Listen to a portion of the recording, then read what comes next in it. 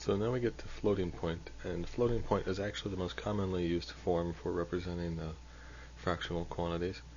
And really, floating point is essentially the computing equivalent of scientific notation. And scientific notation, you may or may not have learned that in science class. And in case you haven't, or in case you forgot, let's go over it now. So let's say I have some decimal quantity, let's say 3657.01254. If I were to multiply this times the base, that is, we're using decimals, so the base is 10. If we multiply this times 10, effectively what we get is we get this, and essentially all that happens is that the radix point moves over one space to the right, one digit place to the right. And in turn, if we were to multiply this times 10 times the base, then what we get is, again, the radix point moves over one digit place to the right again. So every time we multiply a number times its base, it's essentially the same as just moving the radix point. Conversely, if we were to, say, divide this by the base, divide it by 10, then what we would end up with is moving the radix point back to the left one digit place. So every time we divide a number by its base, you move the radix point to the left. And dividing a number by 10 is the same as multiplying that number times 10 to the negative 1, because 10 to the negative 1 is 1 over 10. So what we can say is that if you want to move the radix point over to the right n places, you multiply by 10 to the n. So if you want to move the radix point over 3 places, multiply it by 10 to the third. Conversely, if you want to move the radix point left n number of places, you multiply by 10 to the negative n. So say if you wanted to move the decimal, the radix point left 5 places, you would multiply that number times, assuming we're dealing in decimal, 10 to the negative 5. To be more accurate, I should change the tens here to be r's. R standing for radix. Radix means the number base. And in decimal, your radix is 10, and in binary it's 2, and octal it's 8, and so forth. So you can see the same phenomena in different number bases. So say if I have this binary number here, and I multiply it times 2 to the third, it would move the radix point over to the right 3 places. Now consider that if we have this quantity, we can also express it in this way as the product of these two numbers. Here, this is just the same number except we move the radix point over, but then if we multiply it times the radix times some exponent, then that moves the radix point back, and so we end up with the same quantity as this here. And it's the same idea here, it's just that we're multiplying times a negative exponent, so the radix moves back the other way to the left, and again it's the same idea here, it's just that it just has a longer way to travel. You multiply this times 10 to the 12th, and so the radix point, it'll move over 12 places, and it ends up right here, and so that value is equivalent to this. And here's just the same idea. This value expressed in scientific notation looks like this. That is, it is some number called the mantissa multiplied times the radix times some exponent. These up here, however, these are not scientific. These are not proper scientific notation, because in proper scientific notation, the mantissa, the restriction is that the radix point should come immediately after the first significant digit. That is, the first digit that is non-zero. So the radix point is always going to come after a single digit. What this rule avoids is that it avoids the phenomenon where we have an infinite number of ways of expressing the same value, because there's some way of expressing this value as something times 10 to the 9,729. And we want to avoid having to deal with forms like that. So we put this restriction and say that proper scientific notation, the mantissa always comes immediately after the first significant digit. We have a short form for scientific notation because we use it so much in science and engineering that we simply write it compressed like this, where you have the mantissa followed by the letter E, either lowercase or uppercase e, and then the exponent. We just leave the radix implied because it's assumed by default that we're dealing in decimal. And of course the same ideas work in binary. So say if you have this binary, you can alternately express it as this. That is, this mantissa multiplied times 2 to the negative fourth moves the radix point back to the left 4 places. So you have the equivalent then of this. And notice I'm expressing the exponent portion in decimal because it's easier to think that way, though it is a bit odd that we're mixing number bases here. And this here would be the scientific notation way of expressing this value. And there's also a short form way of expressing scientific notation using alternative numbering systems. It's just that that would require characters that I can't type. So if you're really curious, you can look that up somewhere, though I would say it's not really significant. Not something you need to bother with. So floating point is essentially scientific notation, but expressed in binary and expressed as bits. So what we need is some number of bits to represent a mantissa, and then we need some number of bits to represent an exponent, and that exponent you can leave the radix, that is the base of the exponent, assumed. And we're dealing in binary for both the mantissa and the exponent, so we assume a base of 2. The other thing to note is that both the mantissa and the exponent, they can be either negative or positive. So you could have a positive mantissa and a negative exponent. Because remember, when your mantissa, when it's negative, that means you're dealing with a negative quantity. But when your exponent is negative, that means you're dealing with a quantity whose absolute value is between 0 and 1. Because remember, when the exponent is negative, then when you multiply a number by the base times a negative exponent, you're moving the radix point over to the left, meaning that you're representing a value that is less than 0. Because remember, the requirement is that our mantissa, the most significant bit, the radix point comes in the mantissa comes immediately after the most significant bit. We always have a finite number of bits to represent any data, and floating point is no exception. And what this means is that we then have a limited number of mantissa bits to represent the mantissa, and then always a limited number of bits to represent the exponent.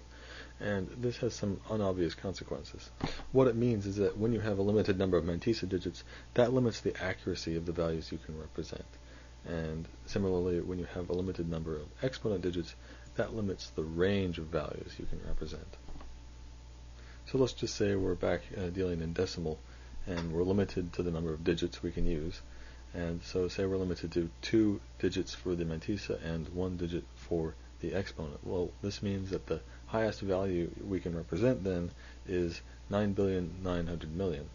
And then in absolute terms, the lowest value we can represent is 0. So our range in absolute terms is 0 to 9,900,000,000. If we were to allow ourselves 3 mantissa digits, like so, then we could represent up to 9,999,000,000.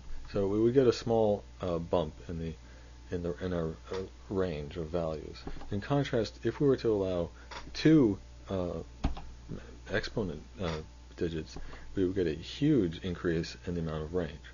So it is true that increasing the number of mantissa digits does also increase the range, but compared to increasing the number of exponent digits, the effect is relatively trivial. So increasing the number of exponent digits gets you a huge increase of range. So notice that even though we can represent as small as 0 and up to 9,900,000,000, there are all sorts of values in between there which we can't represent because we have a limited number of digits for the mantissa.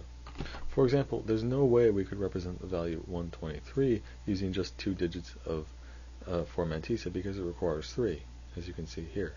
If we restricted to just 2 mantissa digits, then we could approximate it, but of course this is really equal to 120. So we can get an approximation, but we can't get full accuracy for all values within the range. Generally speaking, rather than having an equal number of mantissa bits and an equal number of exponent bits, you're going to want more mantissa bits, because when they're about equal, what you end up with is that the range of values you can represent is very large, but then within that you don't have much accuracy, so there's huge gaps of values you just can't represent within the range. For most purposes, that's not really desirable.